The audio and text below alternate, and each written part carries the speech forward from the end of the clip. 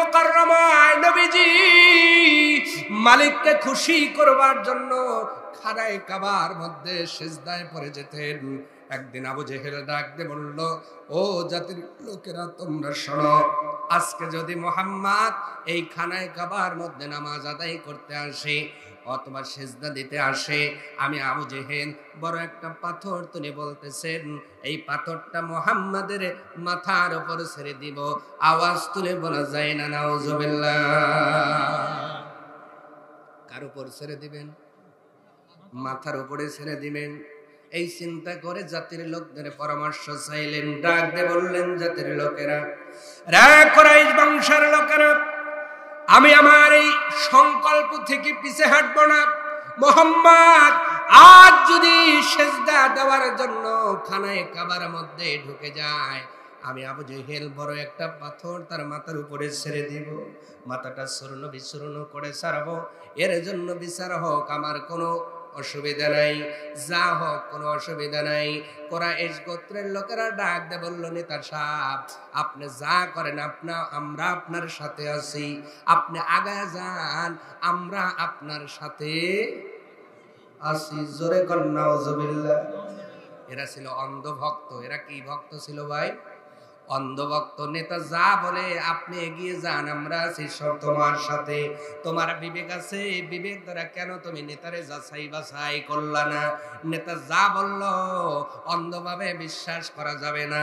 এটা হলো আবু জেহেলের লোকদের বড় টেন্ডেন্সি ছিল।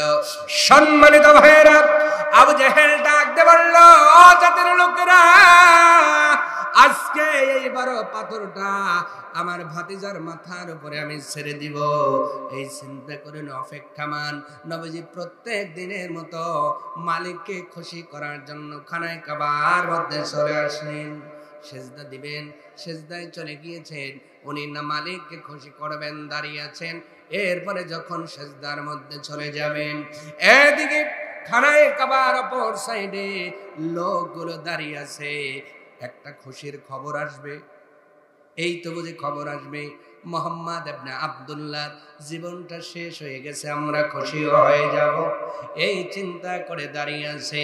খাদুলিবাসী ভালো করে বুঝবেন, নবীজি সিজদার মধ্যে চলে গিয়েছেন। নামাজটা কত মনোযোগ দিয়ে রাহমাতুল লিল আলামিন আদায় করেছেন, আর আমি আপনি সেই নবীর উম্মত হয়ে নামাজের মধ্যে মনোযোগ দিতে পারলাম না। আমি হয়ে গেলাম অমনোযোগী নামাজি। আর এই নামাজ পড়ে কোনোদিন আমার মালিককে খুশি করা যাবে না। নবীরও অনুসরণ হবে। আমার ভাইয়েরা, নবীজি সিজদার মধ্যে চলে গেলেন।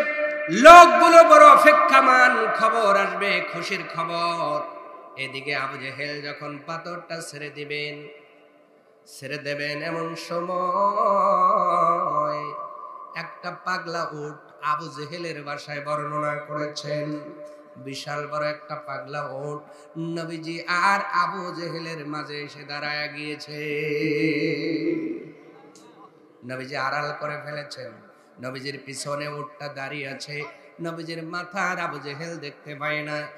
আবু জেহেল ভীত সন্ত্রস্ত হয়ে গেলেন।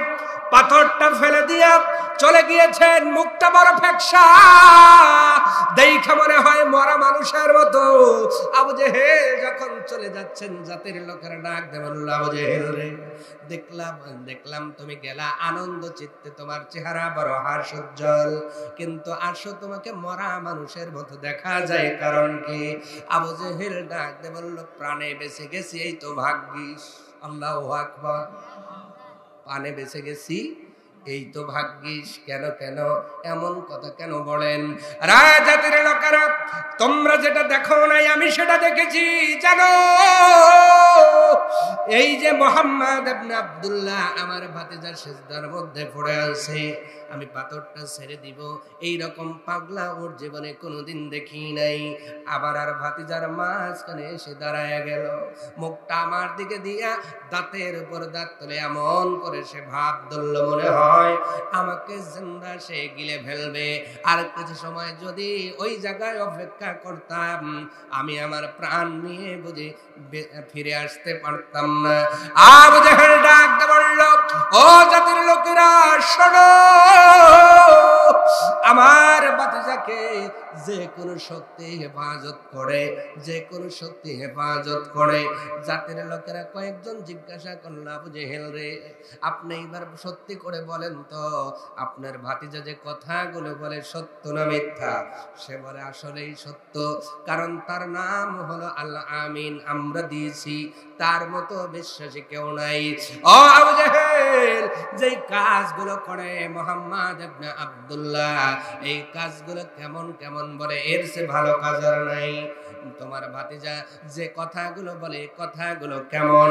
আবু জেহেল ডাক দিয়ে বলল, এর চাইতে ভালো কথা আর কেউ নাই, কোনটাই নাই। জাতির লোকেরা কয়েকজন ডাক দিয়ে বলল, ও আবু জেহেল, তার মতো কথাও কেউ বলে না, সে সত্যবাদী তোমার ভাষায়। তোমার ভাতিজা তোমার ভাষায় সে হলো আমানতদার, তোমার ভাষায় তার উপরে যা নাজিল হয় তার মতো বাণী একটাও নাই, এরপরেও কেন তার বিরোধিতা করো? আবু জেহেল ডাইকে বলে, ভাতিজা সব বলে ঠিক আছে, কিন্তু তার দিন মানলে আমার গদি থাকবে না। কি থাকবে না? আরো জোরে, এই জোরে বলুন। তার মানে গদির চিন্তা আবু জেহেল নবীকে মানেন নাই। আজও যদি কোন মুসলমান নাম দিয়া গদির চিন্তায় কোরআন আর সুন্নাহর বিরোধিতা করে, বুঝবেন আবু জেহেলের উত্তরসূরি। কথা বললাম নাকি? সিয়ারের চিন্তায় যদি কোরআন সুন্নাহর বিরোধিতা করো, বুঝতে হবে তোমার মধ্যে আবু জেহেলের উত্তরসূরির গন্ধ পাওয়া যায়। আবু জেহেল রে, এত সত্য কথা বলে ভাতিজারে কেন মানো না? তোমার কি হলো? আবু জেহেল ডাইকে বলল, আমি যা দেখেছি তোমরা তা দেখাও না। নবীজির উপরে পাথর মারা সম্ভব হয় নাই, একজন হেফাজত করেছেন, জোরে বলেন তিনি কে?